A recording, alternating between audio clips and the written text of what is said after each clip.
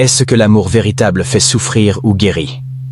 Cette question résonne dans le cœur de chacun d'entre nous. Depuis la nuit des temps, les poètes, les philosophes et les simples amoureux s'interrogent sur la nature profonde de l'amour.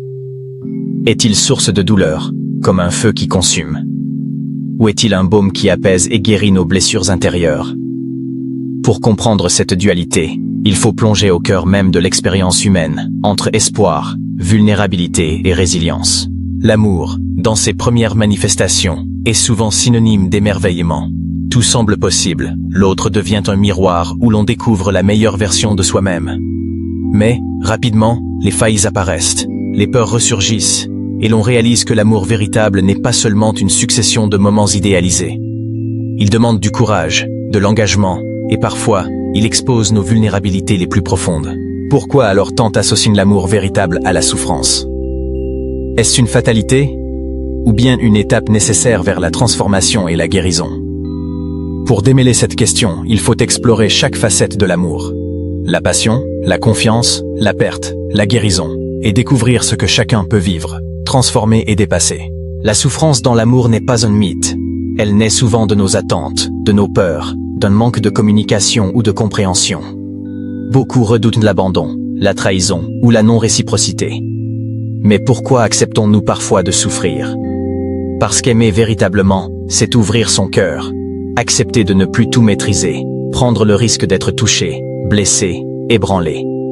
La souffrance émerge alors, non pas seulement de l'amour lui-même, mais de notre difficulté à accepter cette exposition radicale de notre être profond. Dans un amour véritable, il n'y a pas de place pour les jeux de pouvoir ou la manipulation. Pourtant, combien de relations s'essoufflent, s'abîment dans le contrôle, la jalousie ou le non-dit. La douleur peut naître de la peur de perdre l'autre, de sentir que quelque chose nous échappe, ou de ne pas être à la hauteur. Parfois, la souffrance s'installe lorsque nous essayons de changer l'autre pour correspondre à nos propres attentes, plutôt que d'accepter l'être dans toute sa complexité. C'est là que bien des relations butent sur la frustration et le ressentiment. Mais ce qui distingue l'amour véritable, c'est qu'il ne s'arrête pas à la douleur. Il la regarde en face, s'en sert comme tremplin pour grandir. L'amour authentique demande un travail intérieur constant. Apprendre à reconnaître ses propres blessures, les communiquer sans peur, accueillir celles de l'autre avec bienveillance. Lorsque chacun ose la vulnérabilité, la souffrance n'est plus une impasse, mais un passage obligé vers la compréhension, l'acceptation et la transformation. La guérison, en amour, commence avec une honnêteté profonde envers soi-même. Il faut oser se questionner. Pourquoi est-ce que je souffre dans cette relation? Est-ce une blessure ancienne, un manque d'estime de soi, ou le résultat d'attentes irréalistes? L'amour véritable ne promet pas l'absence de difficultés, mais il offre, à qui désire, le chemin de la guérison. En se donnant mutuellement la permission d'être imparfait, on apprend à dépasser les blessures personnelles, à les sublimer. Ce processus n'est pas instantané, il exige du temps, de la patience, et beaucoup de tendresse envers soi-même et l'autre. Si la souffrance s'installe de façon chronique, c'est qu'il y a un déséquilibre. L'amour véritable ne malmène pas, il ne rabaisse pas. Il ne blâme pas l'autre de ses propres insécurités. Il invite, bien au contraire, chacun à prendre la responsabilité de ses états émotionnels, à apprendre à demander, à poser ses limites, et à accueillir celles de l'autre sans jugement. Apprendre à dire non, à exprimer ses désirs, à communiquer sincèrement, sont autant de clés pour transformer la douleur en expérience de croissance. À travers l'amour, bien des gens découvrent des facettes de leur personnalité qu'ils ignoraient. La relation devient alors un miroir de soi, un espace où l'on peut se réconcilier avec ses failles. Cela demande de l'humilité, d'accepter que l'on peut faire du mal sans le vouloir, que l'on blesse parfois, ou qu'on est blessé. L'amour guérit lorsque chacun contribue à la sécurité de l'autre, à l'écoute, à la reconnaissance mutuelle. Il ne s'agit pas de fusionner, de se perdre dans l'autre, mais d'avancer côte à côte, main dans la main, même quand la route devient sinueuse. L'amour véritable est une invitation à se réinventer. Il demande à chaque individu d'apprendre, à travers la relation, à mieux comprendre ses maux intérieurs, à mettre de la conscience sur ses besoins et à apprendre à aimer sans dépendance. Alors, est-ce que l'amour véritable fait souffrir ou guérit? La réponse est nuancée.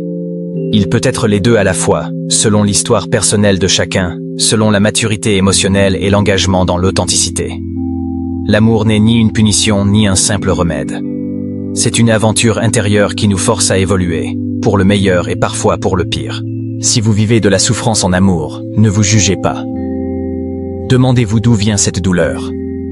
Reconnectez-vous à vos sentiments, partagez-les avec bienveillance à votre partenaire. N'ayez pas peur de la communication authentique. Parfois, il suffit d'exprimer une peur, une tristesse, pour que le dialogue s'ouvre et que la souffrance diminue. Développez votre confiance mutuelle, apprenez à valoriser les petits gestes positifs du quotidien, à remercier, à célébrer les efforts de chacun, même les plus modestes. La clé réside souvent dans la capacité à se donner de l'amour d'abord à soi-même. Car comment aimer sainement si l'on est vidé à l'intérieur? Prenez soin de vous-même, écoutez vos besoins, entourez-vous de personnes qui vous élèvent. L'amour véritable commence par soi et se diffuse ensuite, comme un cercle vertueux, vers autrui. Pour guérir, il est aussi essentiel de pardonner, à l'autre, mais aussi à soi-même. Le pardon n'efface pas l'offense, mais il libère du poids du passé. Il ouvre la porte à une relation plus authentique, où chaque chute est une occasion de se relever, plus fort, plus sensible. Apprenez à vous détacher du passé, à ne pas reporter sur l'autre les blessures anciennes. Cela demande du temps, parfois l'aide d'un professionnel, mais c'est un investissement précieux pour une relation durable. L'amour véritable n'a rien à voir avec la perfection. Il n'a pas besoin de grandes déclarations ou d'absolus idéalisés. Il se nourrit de la sincérité du quotidien, de la loyauté dans les moments de doute, et de la douceur qui accompagne les tempêtes. Les plus belles histoires d'amour ne sont pas celles où tout est facile, mais celles où les deux partenaires choisissent de se réinventer, ensemble, face aux épreuves. Alors, si aujourd'hui, vous vous interrogez sur votre histoire d'amour, si vous ressentez de la douleur ou un sentiment d'inachevé, ne désespérez pas. Posez-vous, regardez la relation avec honnêteté. Y a-t-il du respect, de la gentillesse, une volonté commune de grandir et de s'entraider? Si oui, alors sachez que l'amour véritable peut guérir, transcender la douleur, à condition de ne pas fuir face aux défis, et de préférer l'authenticité au confort de l'évitement. Prenez le temps de cultiver la gratitude au sein de votre couple. Reconnaître la valeur de l'autre, même dans l'ordinaire, c'est semer chaque jour les graines de la guérison. C'est dans le pardon, dans l'écoute active, dans la capacité à se remettre en question, que l'amour trouve toute sa puissance réparatrice. Mais retenez aussi ceci. Si la relation vous abîme profondément, si elle est source de souffrance qui dépasse ce que vous pouvez supporter, il est parfois nécessaire de s'en éloigner. L'amour véritable n'enchaîne pas, il libère. Il ne détruit ni l'estime de soi, ni la confiance. Savoir reconnaître quand l'amour n'est plus sain est un acte de courage, et parfois, la plus grande forme d'amour envers soi-même. Voici quelques conseils pour que l'amour soit plus guérison que souffrance. Apprenez à dialoguer, même sur les sujets qui font mal. La communication réparatrice est un pilier fondamental. Exprimez vos besoins, vos envies, vos peurs, sans honte. Plus vous êtes authentique, plus l'autre saura vous comprendre. Respectez les limites de chacun. Ne cherchez pas à modeler l'autre à votre image. Cultivez la patience. Toute guérison prend du temps. Apprenez à savourer l'évolution de la relation. Réconciliez-vous avec votre histoire personnelle. Ce n'est pas à votre partenaire de combler toutes vos blessures passées. Faites des rituels de gratitude. Remerciez-vous l'un l'autre pour la présence, la compréhension, l'effort fourni chaque jour. Osez demander de l'aide professionnelle si les blessures sont trop profondes. Et n'oubliez jamais, l'amour véritable commence par l'amour de soi. Plus vous vous acceptez, plus vous accueillez l'autre dans sa vérité. Si vous vous retrouvez dans ces mots, que vous souhaitez explorer la richesse de votre vie émotionnelle, comprendre les mécanismes qui façonnent nos relations, ou tout simplement, trouver des ressources pour avancer sur votre chemin amoureux, alors je vous invite à vous abonner. Ensemble, continuons d'explorer ce que l'amour véritable apporte dans nos vies. Parfois des défis, souvent de la transformation, et surtout, la possibilité de se guérir et de s'épanouir, main dans la main.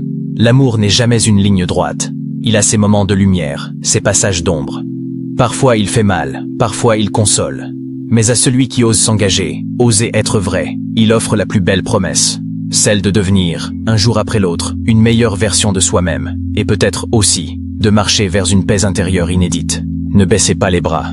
L'amour véritable n'est pas parfait, mais il est possible. Il est guérison. Si ce message résonne en vous, rejoignez la communauté en vous abonnant afin de ne rien manquer de nos prochaines explorations sur la nature profonde de l'amour, de la vie à deux, et des chemins de la reconstruction émotionnelle. Car ensemble, nous pouvons transformer nos blessures en force, et faire de chaque amour un moteur de bien-être et d'épanouissement.